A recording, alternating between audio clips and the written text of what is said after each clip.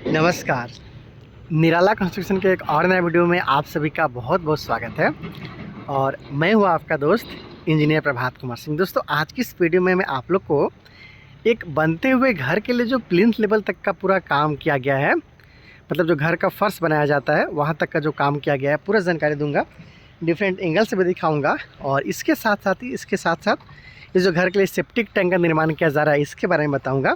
और ये जो पूरा काम आप देख पा रहे हैं, कॉलम और बीम के साथ में बताते हुए ये भी बता दूंगा कि आखिर इस घर को बनाने में अब तक टोटल कितना रुपये तक का खर्चा आया है। तो अगर आप अपने बनने वाले घर के लिए प्लानिंग कर रहे हैं तो आप इस वीडियो को देखिएगा, आपको पता चलेगा किस तरीके से आपको अपने घर के काम को करवाना है और कितना रुपये तक का आपका खर्चा है वो आ सकता है। तो ज़्यादा लेट ना करते हुए चलिए वीडियो को शुरू करते हैं। तो दोस्तों, आज के इस वीडियो का जब हम लोग शुरुआत करने वाले हैं तो जानेंगे सबसे पहले हम लोग कि आखिर घर का जो फर्श का ऊंचाई है वो कितना फीट रखना चाहिए। अगल बगल का जो ज़मीन है, अगर आपके घर का जो फर्श का लेवल होगा वहाँ से लगभग 5 से 6 फीट के आसपास तक में गड्ढा है, ये देख सकते हैं जैसे यहाँ से, तो आपको किस तरीक़े से इसे हैंडल करना चाहिए। तो आइए चलते हैं और आपको डिफरेंट एंगल से दिखा देता हूँ कि किस तरीक़े से घर का जो फर्श का लेवल है उसको आपको ध्यान देना चाहिए। क्योंकि कई बार ऐसा होता है कि पूरा आप खर्चा कर देते हो, लेवल कम रख लेते हो घर का फर्श का, बाद में आपको कई सारा प्रॉब्लम का सामना करना पड़ सकता है। तो इसको आप ध्यान से देखिएगा। देखिए, ये तो इस घर के लिए प्लिंथ बीम है, आपको पीछे चल के दिखा देता हूँ। देखिए कुछ इस तरीके से वहाँ से जो रोड गया हुआ है आप देख पा रहे हैं, वहाँ से लगभग 3 फीट के आसपास तक में यहाँ पे घर का फर्श का लेवल को रखा गया है, जो कि बिल्कुल सही हाइट है। अगल बगल से जहाँ पे भी आपका रोड जाता है उससे आपको कम से कम 3 से 3.5 फीट घर का फर्श के लेवल को रखना चाहिए।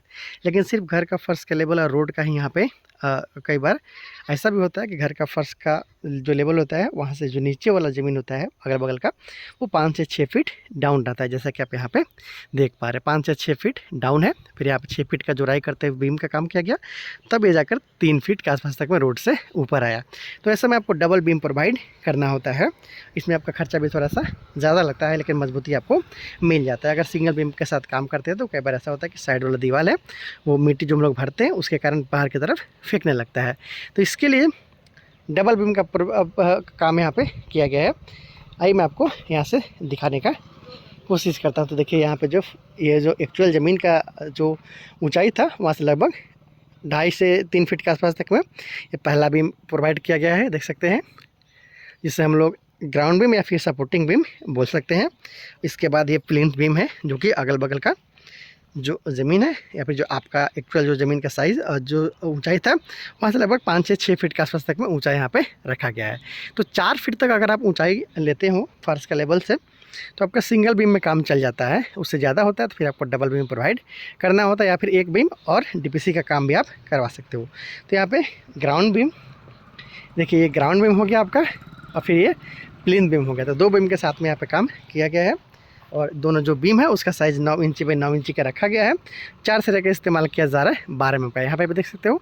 इसके साथ साथ यहाँ पे भी आप देख सकते हो।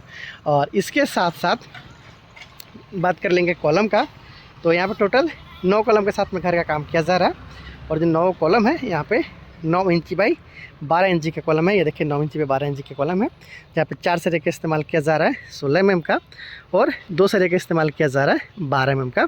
और इस घर को आने वाला दिन में 3 से 4 तला तक भी ले जाया जाएगा, उसको लेकर यहाँ पे आप 16 mm का सरिया का इस्तेमाल देख पा रहे हैं। हालांकि 6 सरिया का इस्तेमाल कर लेते हैं 12 mm का, और 8 mm के इस तरीके से रिंग का इस्तेमाल कर लेते हैं, तो 3 तला तक आप अपने घर को ले जा सकते हैं, बशर्ते कॉलम टू कॉलम 13 फीट से ज़्यादा दूरी नहीं रहेगा। तो यहाँ पर जो रिंग बांधा गया उसको भी आप ध्यान देंगे, इसी तरीके से बनाना चाहिए। जैसे ये रिंग है उसका हुक यहाँ पे है, तो पहला हुक इधर है, फिर दूसरा हुक उधर है, फिर तीसरा हुक उधर है, फिर चौथा हुक इधर है। मतलब इस तरीके से रैंडमली आपको हुक को घुमाते हुए बांधना है। देखिए वहाँ पे बांधा गया, फिर नीचे वाला जो रिंग बांधा गया उधर बांधा गया, फिर उसके बाद में फिर आपको इधर बांधा गया।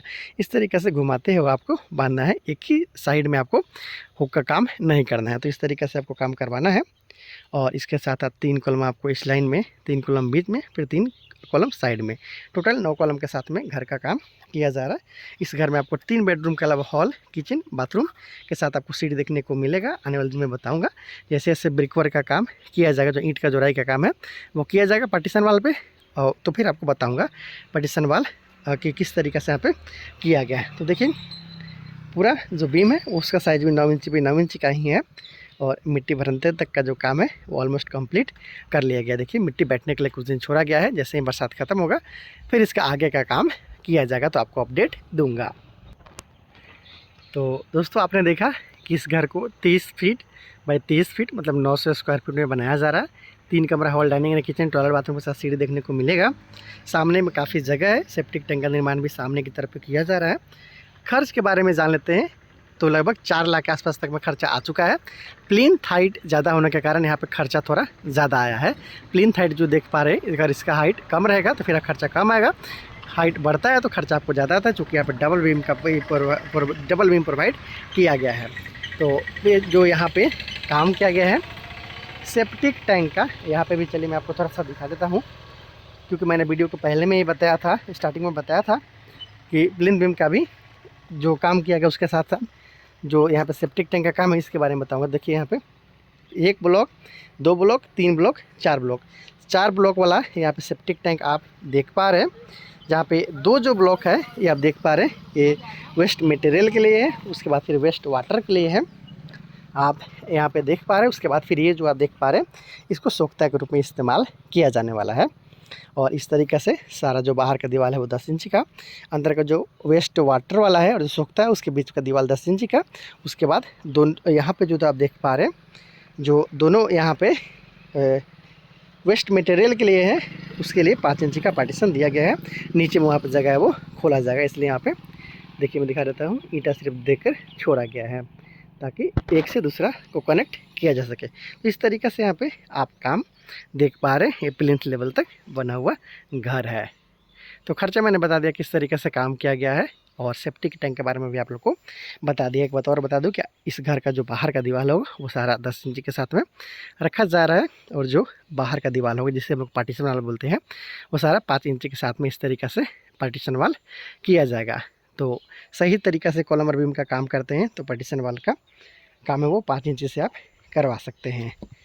तो देखिए इस तरीक़े से इस ढंग से काम किया जा रहा है। मैं कोशिश करता हूँ कि आप लोग को डेली बेसिस पे नया बनता हुआ घर का काम को दिखाया जाए, साथ में खर्चा भी बताया जाए, जिससे आपको अपने बनने वाले घर के लिए आइडिया है वो लग जाए और आप अपना घर को भी एक मजबूती के साथ में बना सके। तो अगर आप अपने बनने वाले घर के लिए नक्शा भी चाहते हैं तो मुझसे बात करते हुए आप नक्शा निकलवा सकते हैं।